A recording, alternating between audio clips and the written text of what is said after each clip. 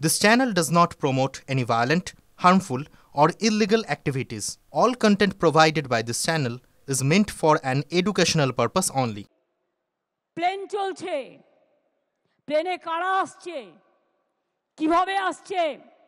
আগে আমাদের পুলিশ থাকতো এয়ারপোর্টে, আমরা একটা রিপোর্ট পেতাম, এখন সেটাও উঠিয়ে দিয়েছেন, কোনো রিপোর্ট আমরা পাই না। ট্রেন চলছে, ট্রেনে লোক আসছে, আমাদের কাছে কোনো রিপোর্ট আপনারা শেয়ার করেন না। আপনারা কি মনে করেন আপনারা লুকিয়ে লুকিয়ে ছুপা রুস্তম খেলা খেলবেন আর पर्दा के पीछा में क्या है हम नहीं समझ सकते हैं, हम समझ सकते हैं इसको। এবং এই জন্য আগামী একটা বছর আপনাদের ধৈর্য ধরতে হবে, কারণ এরপর অনেক পরিবর্তন হবে দিল্লিতে। সেদিনটার জন্য অপেক্ষা করব। আবার নতুন সরকার হবে এবং নতুন সরকারে আশা করি হামাগুড়ি বাবু থাকবেন না। দরকার হলে যেদিন বিজেপি ক্ষমতা থেকে যাবে, যে আইনগুলো অ্যান্টি পিপুল করেছে সেই আইনের আবার কনস্টিটিউশন অ্যামেন্ডমেন্ট করে আইনগুলোকে বদলাতে হবে।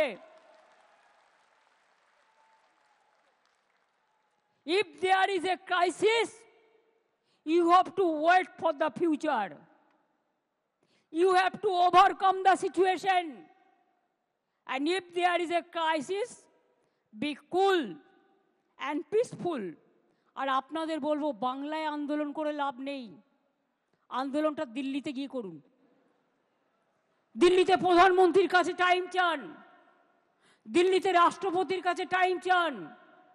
আপনারা সংগঠন থেকে অ্যাপয়েন্টমেন্ট করুন, দরকার হলে ট্রেনে যান, দরকার হলে প্লেনে যান, দরকার হলে অ্যাপয়েন্টমেন্ট করুন, করে আপনাদের প্রতিবাদ জানান।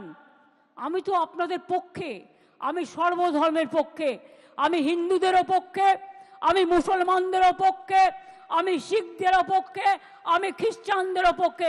আসুন তো আপনারা দুজন আমার সাথে, আসুন আসুন আসুন, হিন্দু ধর্মের যাদের ডেকেছেন আপনারা আসুন আসুন আসুন আসুন, সনাতনী ধর্মের, হ্যাঁ, পুরোহিত সংগঠনের আসুন তো।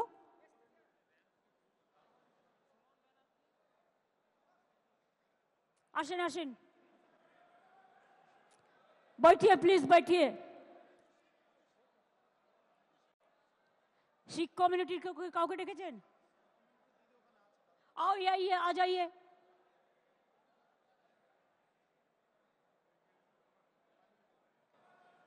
आ जाइए प्लीज, मेहरबानी करके।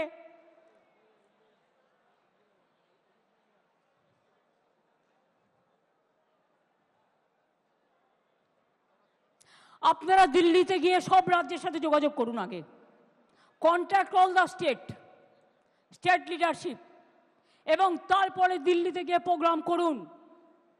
দরকার হলে রাস্তায় থাকবেন, দরকার হলে ময়দানে থাকবেন, সেখানে গিয়ে সব কমিউনিটি নিয়ে, সবাইকে সাথে নিয়ে আপনারা আন্দোলন করুন।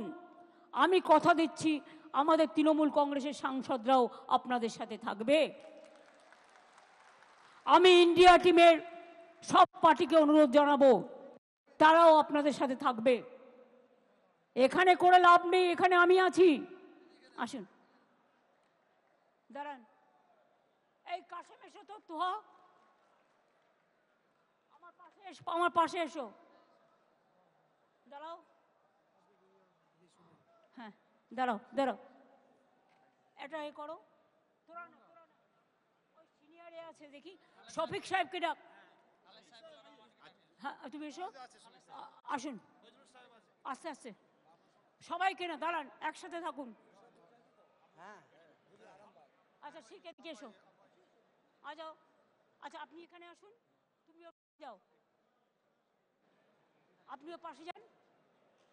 তো সাহেব ওকে একটু জায়গা দিন, একটু বাঁ দিকে জায়গা দিন, জায়গা দিন। এদিকে আসুন, আপনি এখানে থাকুন, পেছনে সবাইকে না। কি মনে হচ্ছে দেখে?